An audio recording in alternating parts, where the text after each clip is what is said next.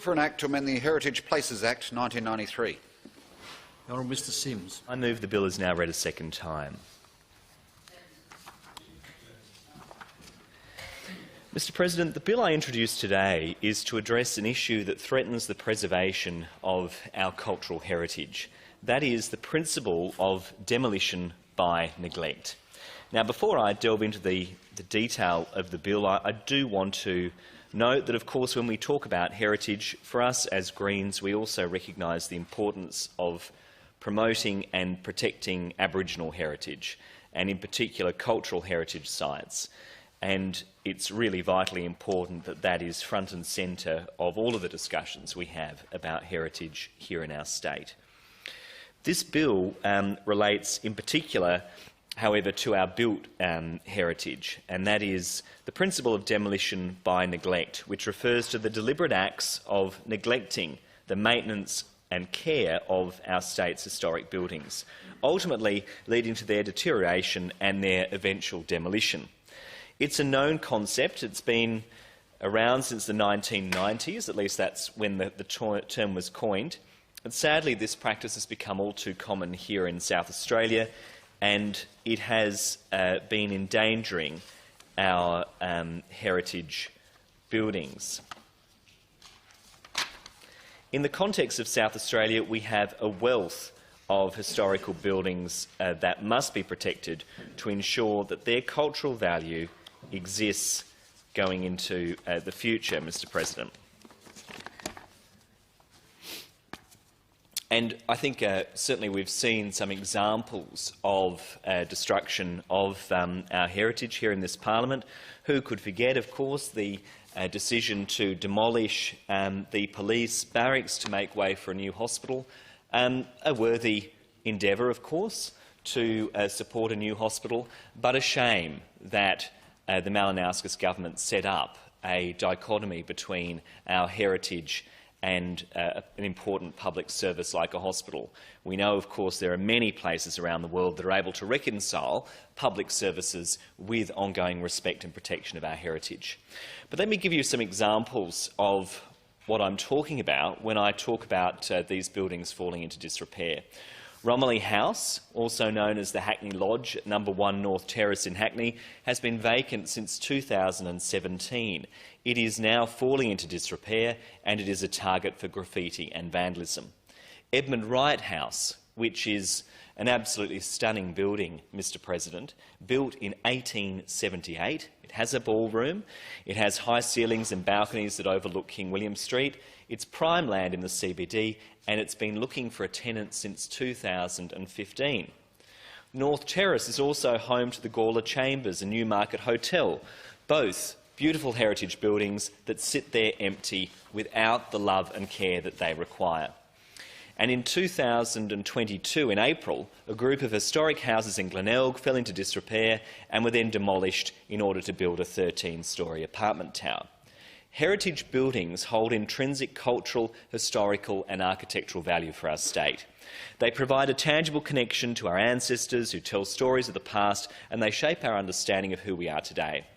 When these structures are allowed to fall into decay, we lose an essential part of our state's story, and we erase some valuable chapters of our history books. Heritage buildings also contribute significantly to the tourism industry and local economies. Visitors are drawn to visit historic sites, generating revenue of and boosting local businesses. And when these buildings are neglected, we not only compromise their preservation, but we lose opportunities for economic growth and cultural exchange. It is, of course, absurd, Mr President, that we have half of North Terrace vacant while we have people sleeping on the street. There is something seriously wrong about that, and this bill aims to incentivise property owners to activate their buildings, to either renovate them or to make them available to the government for public good, and that could very well include housing. Back in 2015, the then Planning Minister John Rao told in Daily that, and I quote, "We are concerned generally about owners of buildings in the city who just sit on those buildings, especially if they're sitting vacant and they don't invest, they don't upgrade, they don't make them attractive to tenants. I'm seriously thinking about the issue of whether or not we should have some sort of disincentive built into the system for people who do that. Well, I agree with the Minister. It is a shame that the Labor Party that has been in power for 20 years of the last 30 years has not dealt with this issue, but this bill is aiming to do that. Preserving heritage buildings requires a collaborative effort between government bodies, heritage organisations and private owners. By implementing stricter deterrents, we could prevent demolition by neglect and ensure that our architectural heritage is protected. State heritage listing under the Heritage Places Act has been a valuable way to protect our state heritage places and demonstrates that a place that's worth conserving and celebrating. Unfortunately, provisions under the Act haven't been enough, and it is a shame that we are not seeing them being appropriately enforced because there are not the powers being given to compel owners to do the right thing by these properties and, of course, by the people of our state. We're still seeing owners sitting on buildings and not maintaining them to a sufficient standard. Under Section 36 of the Heritage Places Act, there is a penalty of $50,000 for a person who fails to take reasonable care of a state heritage place. But this penalty is not enough, and it's not enough of a disincentive for property owners. In 2015, the National Trust of Victoria made recommendations for dealing with demolition by neglect, and one of those recommendations was to increase enforcement and penalties for allowing a heritage place to fall into disrepair. Other jurisdictions have also started to take action on this issue.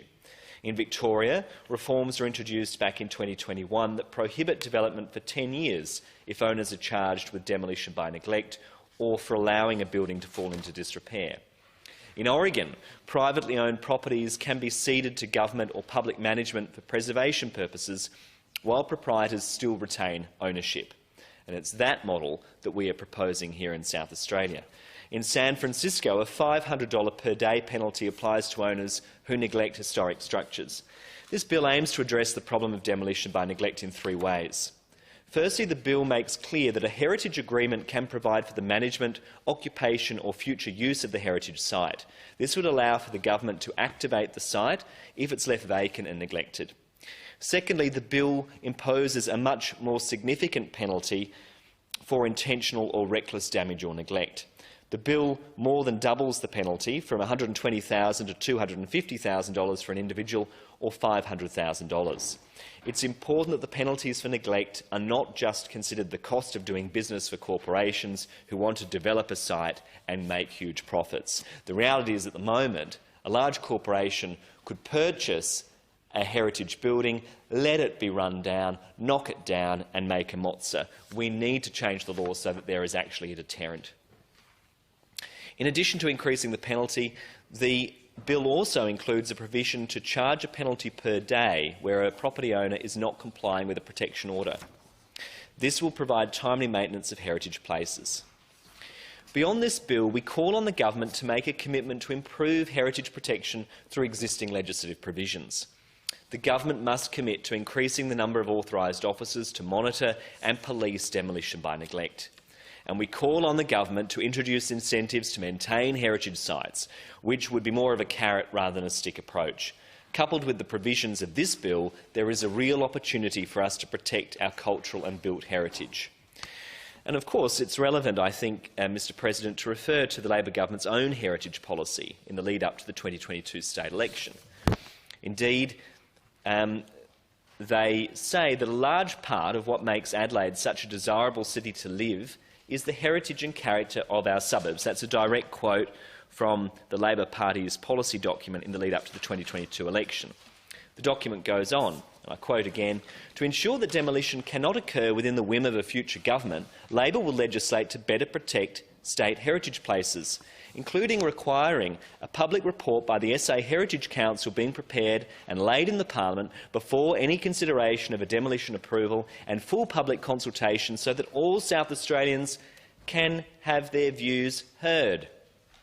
Just look at that again, Mr President. Labor will legislate to better protect state heritage places, including requiring a public report by the SA Heritage Council being prepared and laid in the Parliament before any consideration of demolition approval and full consultation so that all South Australians can have their views heard.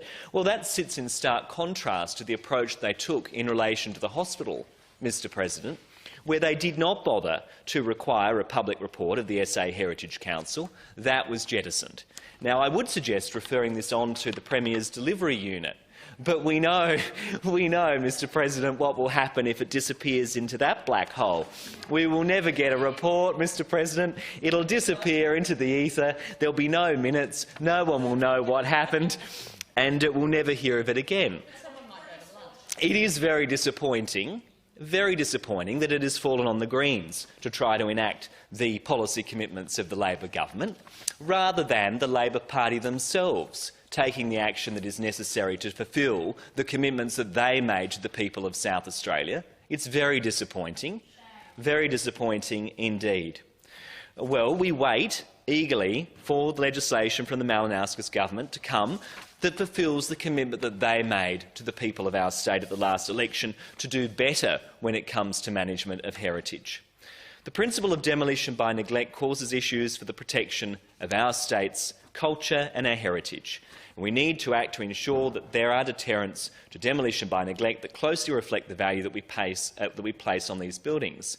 And we also need to ensure that we end this madness where we see buildings being left vacant while we have people sleeping on the street. Something has to be done, Mr President, and that is what the Greens are proposing.